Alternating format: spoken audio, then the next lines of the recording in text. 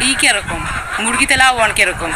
তারপরে আমরা প্রথম 300 মুরগি দিয়ে শুরু করি, তারপরে আমরা লাভবান হই ইনশাল্লাহ, মুরগি খুব ভালো।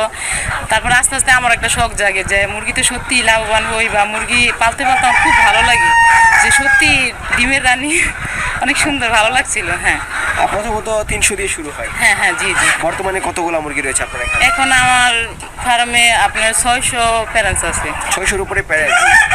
আচ্ছা, প্রথমত অল্প দিয়ে শুরু করার কারণটা কি ছিল? মানে যদি লসের সম্মুখীন হয়ে, যেহেতু গরু পাললে আগে লস হয়েছিল, এর জন্য। মানে প্রথম ভয় পেয়েছিলেন? জি জি। আচ্ছা, বাংলাদেশে কিন্তু বিভিন্ন প্রজাতির মুরগি রয়েছে, ব্ল্যাক অস্ট্রালপ, টাইগার, দেশি, আরও অনেক প্রকার মুরগি রয়েছে। আপনি ওইগুলো বাদ দিয়ে আপনি ফার্মি মুরগি লালন পালন করছেন, কারণটা কি? আমি বলি, প্রথমত মানে যারা আমার এই উদ্যোক্তা ছিল, মেজু ভাই, তারপরে ছোট ভাই, তারপর আমার বড় ভাই আছে, তারপর আমার ভাতিজা, ওরা বলছে যে